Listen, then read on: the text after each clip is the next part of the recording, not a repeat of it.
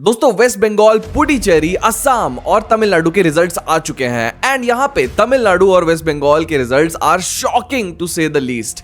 जितने भी पॉलिटिकल गुरु थे किसी ने भी कभी नहीं प्रेडिक्ट किया था कि ऐसा भी कोई रिजल्ट आ पाएगा। वेस्ट बंगाल में 15 साल लगातार राज करने के बाद ममता बनर्जी की सरकार को उखाड़ फेंका है वेस्ट बंगाल की जनता ने। और वहीं पे दूसरी तरफ अगर हम लोग देखें तो तमिलनाडु में टीवीके जो कि 2 साल पहले बनी एक पार्टी है एक्टर थलपति विजय की, उस पार्टी ने 108 सीट जीती है और सिंगल लार्जेस्ट पार्टी बनी है वो तमिलनाडु की। ये दोनों रिजल्ट अपने आप में शॉकिंग तो है ही, लेकिन आखिरकार ऐसा हुआ क्या कि टीवीके जैसी पार्टी जो 2 साल पहले बनी है वो जीत जा रही है इतना बड़ा इलेक्शन, और ममता बनर्जी की सरकार जो 15 साल तक राज कर रही थी उसको बीजेपी जो एक हिंदी बेल्ट की पार्टी है, हिंदुत्व की पार्टी है, वो वेस्ट बंगाल में जाके इलेक्शन जीत जाती है। जिसे एक समय पे आउटसाइडर बोला जाता था, आज वो वेस्ट बंगाल पे राज करती है। आखिर ये सब हुआ कैसे, चलिए देखते हैं इस वीडियो में। शुरुआत चलिए वेस्ट बंगाल से करते हैं। ममता बनर्जी 15 साल तक लगातार रूल करने के बाद आज वो वेस्ट बंगाल से बाहर जा चुकी है। सिर्फ और सिर्फ ममता बनर्जी की पार्टी टीएमसी ने इस इलेक्शन को नहीं आ रहा है, बल्कि खुद ममता बनर्जी जहां से खड़ी हुई थी शुवेंदु अधिकारी के खिलाफ, वहां से खुद ममता बनर्जी भी हार चुकी है। ये एक बहुत बड़ा लॉस है ममता बनर्जी के लिए, क्योंकि ऐसा माना जाता था कि वेस्ट बंगाल में ममता बनर्जी का एक फोर्ट्रेस है जिसको कोई भी ब्रेक नहीं कर सकता है। और पिछले 15 साल के ट्रेंड्स हमें यही दिखा रहे थे कि ममता बनर्जी की पार्टी और भी ज्यादा फेमस हुई है वेस्ट बंगाल में। जितना भी वहां पे झोल होता था, लोग अक्सर ममता बनर्जी को ही वोट करते थे, कहीं ना कहीं वहां के सोशल सिक्योरिटी स्कीम्स की वजह से, सोशल इनिशिएटिव्स की वजह से, और ममता बनर्जी लगातार पावर में थी। लेकिन इस बार कुछ हमें अलग देखने को मिला। देखिए, 2 चीज बोल रहे हैं लोग, या तो ये सब कुछ एसआईआर की वजह से हुआ है, यानी कि स्पेशल इंटेंसिव रिवीजन, या तो भारतीय जनता पार्टी ने एक्चुअली में एक मास्टर स्ट्रोक खेला है। तो आखिर इसका आंसर हो क्या सकता है? सबसे पहले एसआईआर के समय इतने भी लाख वोट नहीं काटे गए थे, जिसकी वजह से भारतीय Janata party single largest majority बन के उभरे वेस्ट बंगाल में। सबसे पहली बात, इसका मतलब यह नहीं है कि एसआईआर हुआ और इरेगुलर वोट्स को काटे गए और जो लोग अभी भी वोट कर सकते हैं वेस्ट बंगाल में, उनका वोट करने का अधिकार उनसे छीना गया। कई जगह पर हमें यह देखने को मिला है कि वेस्ट बंगाल में वायलेंस भी हुआ वोटिंग के समय, पॉलिटिकल लीडर्स को जगह जगह पर मारा जा रहा था, और ये सारे गूंज ये दिखाने की कोशिश कर रहे थे कि टीएमसी को यहां से पावर से कोई भी नहीं हटा सकता है। लेकिन भारतीय जनता पार्टी ने कुछ अलग सोचा। अमित शाह यहां पे पहुंचे थे आज से 1.5 महीने पहले करीबन, और वो बोले थे कि मैं आज से यहीं पे रहूंगा वेस्ट बंगाल में और यहां पे प्लानिंग करूंगा कि कैसे हम जीत सकते हैं वेस्ट बंगाल को। वो लगातार वेस्ट बंगाल में रहे और कई सारे रैलीज किए, वहां पे उन्होंने कई सारी चीजों को मोबिलाइज भी किया। लेकिन भारतीय जनता पार्टी का यहां पे मेन मोटो डेवलपमेंट का नहीं था, यहां पे मेन मोटो सिर्फ 2 चीजों का था। भारतीय जनता पार्टी जो चीज जानती है, हिंदू मुसलमान में लड़ना, और दूसरा वुमेन सेफ्टी। जैसे कि आप जानते हैं वेस्ट बंगाल एक बहुत ही सेंसिटिव एरिया है जब आप सेफ्टी की बात करते हैं वुमेन की, क्योंकि यहाँ की जो सीएम है वो एक महिला है, तो लोग अक्सर यही सोचते हैं कि लड़कियां तो यहाँ सेफ होगी। लेकिन हाल ही में जो आरजी कार मेडिकल केस हुआ था, उसने वेस्ट बंगाल की जनता का जो विश्वास था वो ममता बनर्जी से पूरा उठा दिया था। ऐसा हुआ क्यों था? क्योंकि ममता बनर्जी ने खुद अपने खिलाफ एक रैली की थी इसके बाद, और ममता बनर्जी की पार्टी के जितने भी गूंज थे उन्होंने जाकर उस हॉस्पिटल में टैंपरिंग की थी। आगे जाकर जब और अट्रॉसिटीज होती है वुमेन के खिलाफ वेस्ट बंगाल में, तो यही ममता बनर्जी बाहर निकलकर बोलती है कि ये जो लड़कियां हैं ये घर से बाहर आखिर निकलती क्यों हैं। हाल ही में वेस्ट बंगाल में बहुत सारे हमें करप्शन के केसेस भी देखने को मिले थे, और ये सारे केसेस कहीं ना कहीं टीएमसी लीडर्स के द्वारा ही देखने को मिले थे। एक और करप्ट केस जिसके बारे में कोई बात नहीं करता है, संदेश खाली में टीएमसी का जब एक बहुत बड़ा लीडर पकड़ा गया था, तो यही ममता बनर्जी ने सामने आकर खुद बोला था कि मैं जानती हूं कि कौन सच्चा है कौन झूठा है, ये जो बंदा है इसने कुछ भी नहीं किया है। लेकिन आगे जाकर जब पुलिस इन्वेस्टिगेट करती है, सीबीआई इन्वेस्टिगेट करती है, तो उसी बंदे को, शेख शाहजहां को, आगे जाकर अरेस्ट कर लिया जाता है और ममता बनर्जी फिर बैकआउट कर लेती है इससे। देखिए, बहुत सारे पॉलिटिकल पंडित्स ने इस चीज को प्रेडिक्ट कर लिया था कि 15 साल तक लगातार राज किए ममता बनर्जी, कहीं ना कहीं एंटी इनकम्बेंसी जैसी चीज होगी ही, और यही चीज हमें वेस्ट बंगाल में देखने को मिला है। जितना भी कंसोलिडेशन था टीएमसी का वेस्ट बंगाल में, वो सारा कंसोलिडेशन ब्रेक कर दिया है भारतीय जनता पार्टी ने। कई सारी जगह पर जहां पे मुस्लिम मेजॉरिटी एरिया है, वहां पे भी भारतीय जनता पार्टी के लीडर्स हमें आगे बढ़ते हुए दिखे हैं, और ये टीएमसी के लिए एक बहुत बड़ा लॉस था, क्योंकि यही जो मुस्लिम और बाकी सारे जातियों के जितने भी लोग थे वो वोट बैंक थे टीएमसी के। लेकिन इस कंसोलिडेशन को कैसे ब्रेक किया? उन्होंने एक ऐसे लीडर को चुना जो एग्जैक्टली ममता बनर्जी जैसा है, और टीएमसी का one of the founding members था शुवेंदु अधिकारी। वो ममता बनर्जी के साथ शुरुआत से ही खड़ा था, और 2020 में ही इरेगुलरिटीज की वजह से और डायनेस्टी पॉलिटिक्स को देखते हुए उन्होंने पार्टी छोड़ दी थी और भारतीय जनता पार्टी में आ गए थे। यही शुभेंदु अधिकारी एक समय भारतीय जनता पार्टी के खिलाफ खड़ा हुआ करते थे, उनके खिलाफ बोला करते थे, नरेंद्र मोदी के खिलाफ थे।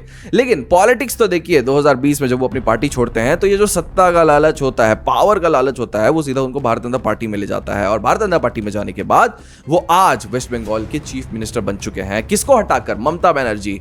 ये दोनों सिमिलर लोग हैं बेसिकली, बस दूसरे पार्टी दूसरे आइडियोलॉजी से खड़े हुए हैं, क्योंकि इनकी शुरुआत 2007-2008 में साथ में हुई थी जब ये खुद सड़क पे जाकर प्रोटेस्ट कर रहे थे। तो कुल मिलाकर इस इलेक्शन के रिजल्ट के बारे में अगर हम लोग बात करें तो ममता बनर्जी रिजल्ट एक्सेप्ट करने के लिए तैयार नहीं है। वो बोल रही है कि इस इलेक्शन में बहुत सारे फेरबदल हुए हैं, ईवीएम टैंपिंग हुई है और भी कई सारी चीजें हुई है, लेकिन ये वही रूल बुक है, ये वही प्ले बुक है जो हर एक पार्टी फॉलो करती है। कहीं पे भी वो इलेक्शन हारती है तो वो सीधा ईवीएम को ब्लेम करने लगती है। लेकिन इतना बड़ा विन, कहीं ना कहीं you have to accept it कि भारतीय जनता पार्टी ने एक बहुत अच्छा गेम खेला है, एक ऐसी राजनीति खेली है जो शायद पिछले कई सालों में हमें देखने को नहीं मिली थी। ये चीज आपको ग्राउंड पे भी देखने को मिल जाती है जब आप वेस्ट बंगाल इलेक्शन को क्लोजली फॉलो करते हैं। आरजी कार मेडिकल केस की विक्टिम की जो मां है उसको टिकट दे दिया था भारतीय जनता पार्टी ने और वो भी अपने सीट से जीत गई है करीबन 20,000 वोटों से। And that is incredible. I think that is one of the biggest news West Bengal has ever given us. एक और वर्कर जो कि 2500 रुपए महीना कमाया करती थी भारतीय जनता पार्टी में काम करने के लिए, वो भी इस इलेक्शन को जीत गई है। तो I think it's incredible stories are coming out of West Bengal and somewhere people have rejected Mamata Banerjee's rule and they want Bharatiya Janata Party in their state because वो सोच रहे हैं कि कहीं ना कहीं ये डेवलपमेंट तो कर पाएंगे, क्योंकि हमारी जो पार्टी है जो 15 साल से लगातार राज कर रही थी उसके अंडर तो हमारा सिर्फ डिमोशन ही हुआ है, हम सारे रैंक्स में नीचे ही गए हैं। एक समय जब हम कल्चरल कैपिटल थे, आज हम क्या हैं किसी को कुछ पता ही नहीं है। Well moving on, TVK Thalapathy Vijay की पार्टी टीवीके ने तमिलनाडु में बवाल मचा दिया है। This is the party that has won in many fronts. उन्होंने मेजॉरिटी क्रॉस नहीं कर पाया क्योंकि मेजॉरिटी का मार्क 118 था। इन्होंने सिर्फ 108 सीट जीते हैं और मैं सिर्फ ऐसे बोल रहा हूं कि ये बहुत ही छोटा नंबर है। इनके बाद दो पार्टीज आ रहे हैं, एआईडीएमके और डीएमके। ये दो पार्टीज ऐसी थी तमिलनाडु में जिनका डुओपोली माना जाता था, यानी कि कभी एआईडीएमके पावर में रहती थी, कभी डीएमके पावर में रहती थी और कोई तीसरी पार्टी यहां पे नहीं आ सकती थी। जैसे कि बिहार का एग्जांपल ले लेते हैं, वहां पे या तो जेडीयू का कंसोलिडेशन आएगा या तो वहां आरजेडी का कंसोलिडेशन आएगा, वहां तीसरी पार्टी की एंट्री नहीं हो सकती। ये प्रशांत किशोर के केस में हमें देखने को मिला भी था।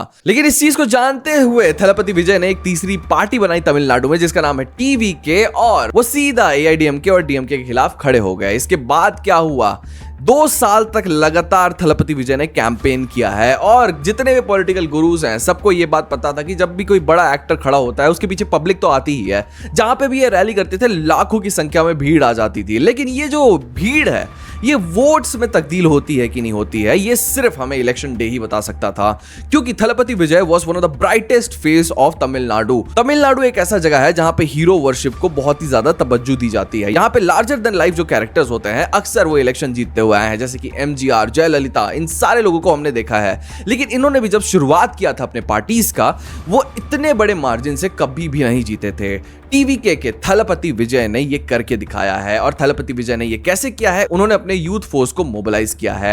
1990s के समय से ही उनके जितने फैन क्लब्स हुआ करते थे उनको सोशल वेलफेयर क्लब्स बना दिया गया था। कहीं भी बाढ़ आता था, कहीं भी कुछ और होता था, जहां हेल्प की जरूरत पड़ती थी वहां पे थलपति विजय के लोग जाते थे, उनका हेल्प करते थे। और यही वेलफेयर क्लब्स कहीं ना कहीं आज जब इलेक्शन होता है तो ये इलेक्शन सेंटर्स की तरह काम किए हैं। और जैसे कि पन्ना प्रमुख का सिस्टम होता है ना भारतीय जनता पार्टी में, ये एक तरीके से पन्ना प्रमुख की तरह भी काम किए हैं।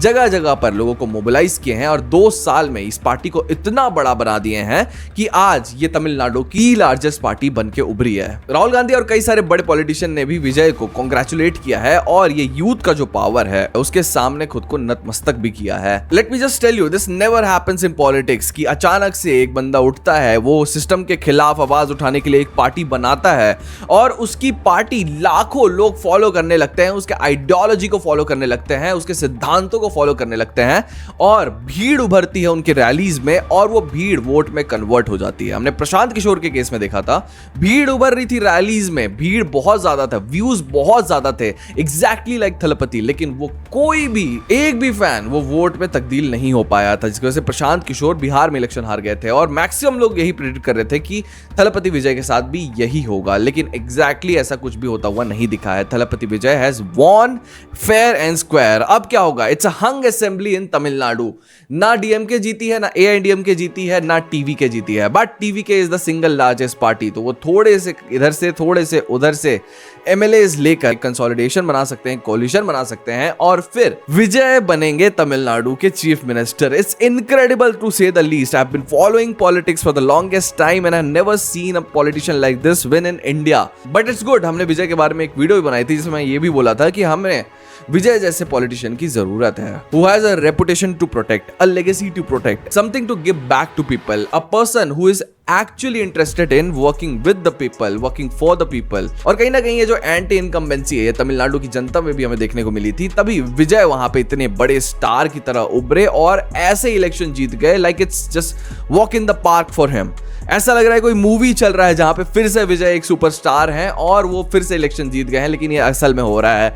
Trust me, I am not a fan, मैं एक फैन जैसा लग रहा हूँ, बट इलेक्शन की दुनिया में, पॉलिटिकल स्पीयर में, this is a very big deal and a very big news. This all has happened because Vijay is youth centric. Youth ने सबसे ज्यादा वोट किया है, 84% वोटर टर्नआउट देखने को मिला तमिलनाडु में, which is historic. And same अगर हम लोग वेस्ट बंगाल की बात करें तो वहां 92% वोटर टर्नआउट हमें देखने को मिला।